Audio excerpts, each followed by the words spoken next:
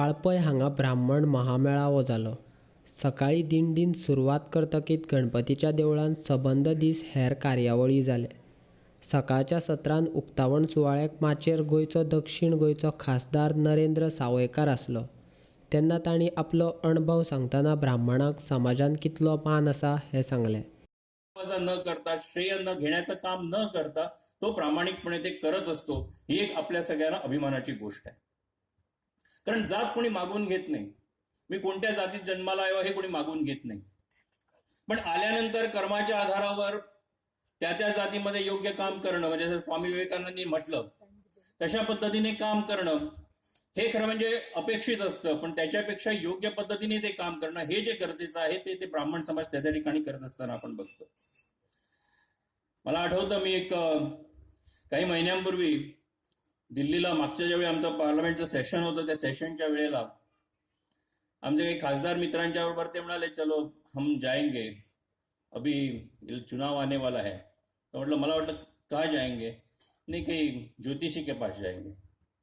तर आम्ही गेलो, दोघं जण मिळून गेलो, आणि मी दिल्लीमध्ये तो एकटाच आणि शेवटचाच ज्योतिषी बघितलाय, परत नाही गेलो। मी सांगतो, म्हणजे मला वाटलं, पण ते गेल्यानंतर तिथं त्याने बघितली, आधी ज्याची ओळख होती त्याची आधी बघितली, त्याला सांगितलं, हे सांगितलं, काहींचं फेस रिडिंग केलं, तुम्ही सांगता तसं, न्यूमरोलॉजी काहींची बघितली।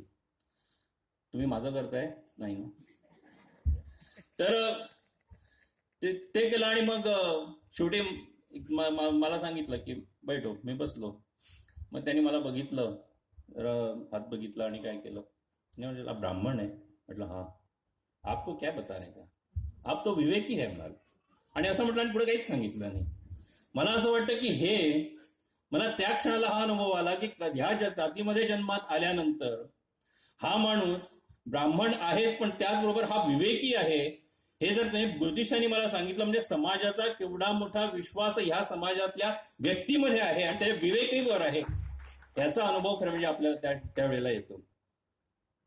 आणि म्हणून या ब्राह्मण महामेळाव्याच्या निमित्तानं गोव्यामधले सर्व ब्राह्मण समाजातली लोक एकत्र येतात, आपल्या विचारांचं आदान प्रदान होतं, चांगलं चर्चासत्र या ठिकाणी झालं असं समजलं।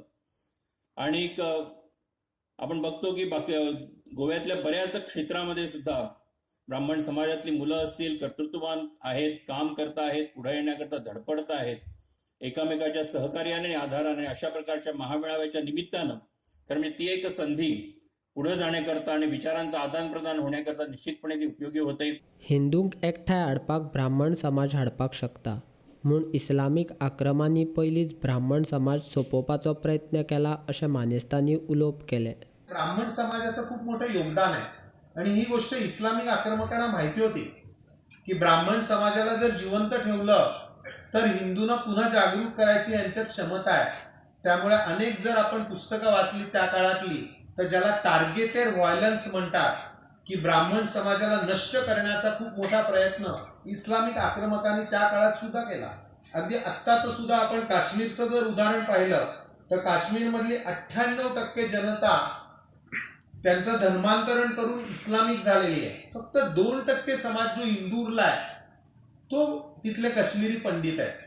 इतकं मोठ्या प्रमाणात हिंदू समाजामध्ये, पूर्ण हिंदू समाजाने केलंय, पण विशेषतः ब्राह्मण समाजाने या इस्लामिक आक्रमणाचा प्रतिकार केला।